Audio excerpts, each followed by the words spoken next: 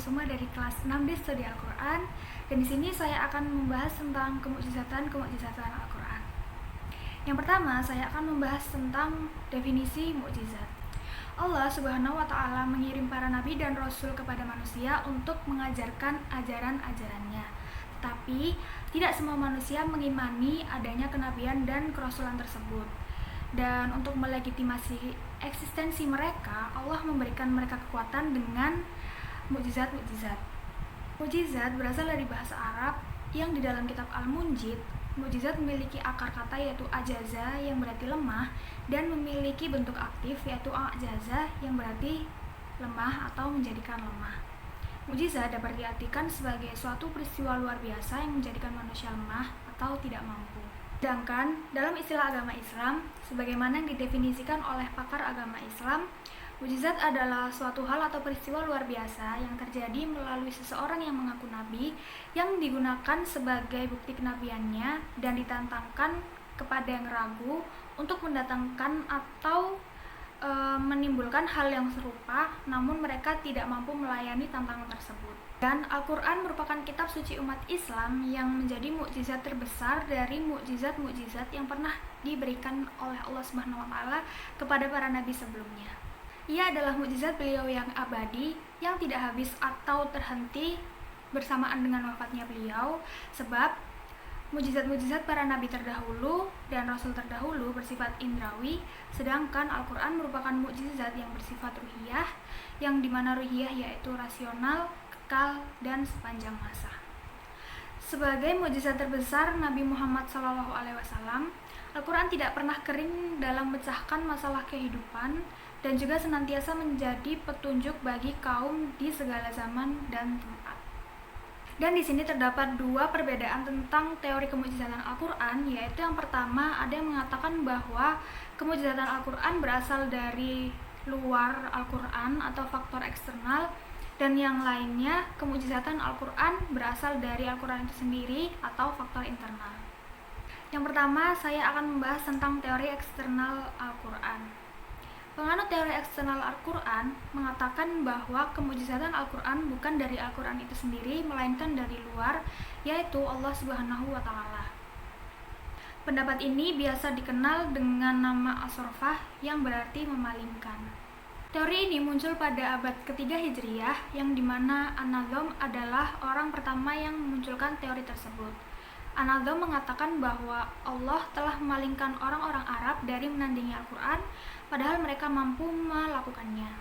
Sedangkan makna sorfa menurut pandangan Murtada adalah bahwa Allah telah mencabut dari mereka ilmu-ilmu yang mereka butuhkan untuk mendatangkan hal yang sama dengan Al-Quran, sehingga mereka tidak dapat mendatangkan hal yang serupa dengannya.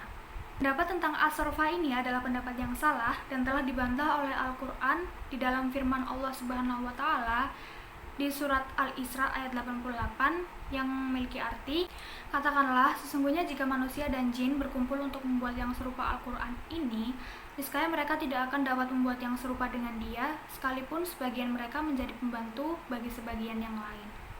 Adapun untuk mematahkan pendapat Murtada, terdapat dalam sejarah yang paling nyata yang menjelaskan kesalahpahaman ini, yaitu jika benar Allah mencabut pengetahuan dan rasa bahasa orang Arab, maka yang pertama kali merasakan hal itu adalah orang Arab itu sendiri dan bukan orang yang menganut paham teori ini. Dan sampai sekarang tidak ada satupun orang Arab yang mengeluhkan tentang hal itu. Dan bahkan yang terjadi justru sebaliknya. Para ahli tokoh sastra seperti Walid bin Mughirah, Utbah bin Rabi'ah, dan sastrawan-sastrawan yang lain secara diam-diam memuji keindahan bahasa Al-Quran. Ini menunjukkan bahwa orang-orang yang menganut paham teori ini, mereka seperti orang yang tidak bisa merasakan keindahan rasa bahasa Al-Quran. Dan yang kedua adalah teori internal. Penganut teori ini mengatakan bahwa kemukjizatan Al-Quran berasal dari Al-Quran itu sendiri atau mujiz bizaid.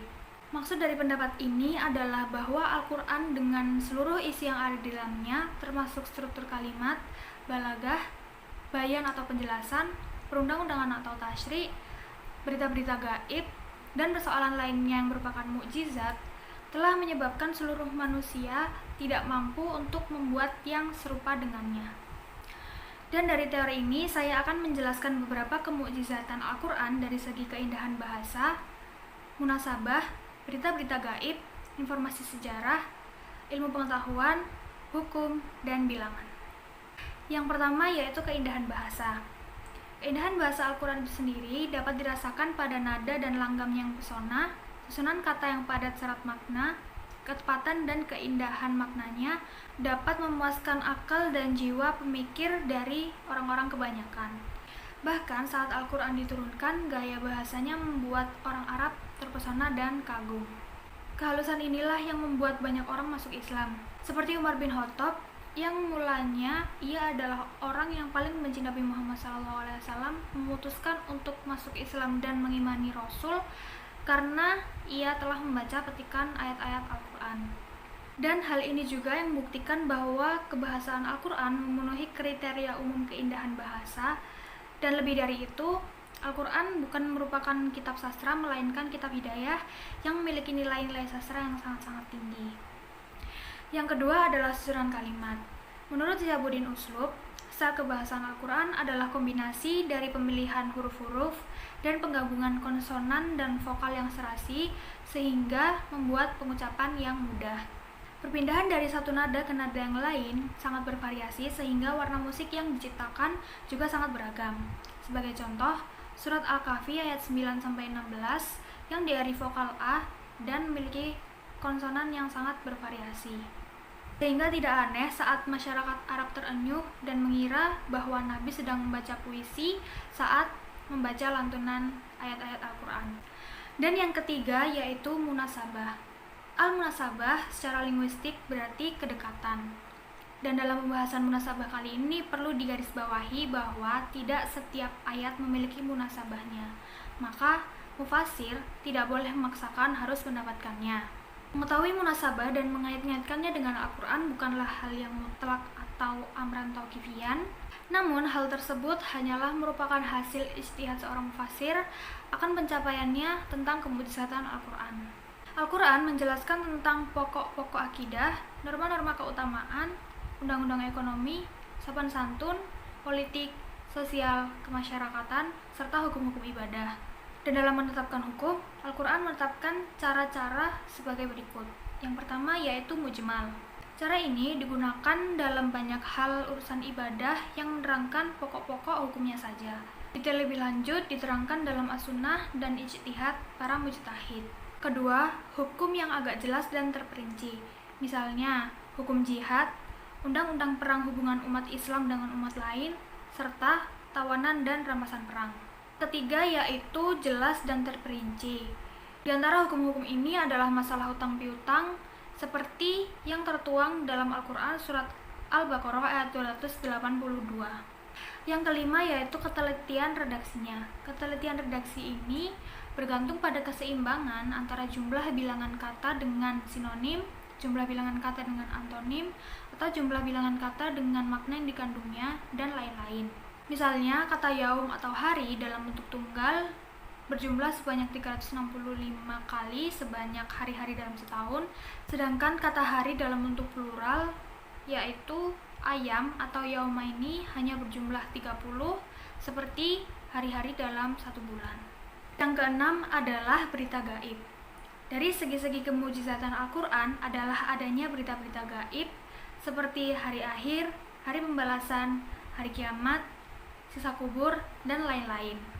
Hal ini tidak dapat dibuktikan sebagai kemujizatan Al-Quran dari aspek berita gaib karena belum terbukti kebenarannya, tetapi sesuatu yang belum terbukti kebenarannya juga belum tentu terbukti kesalahannya.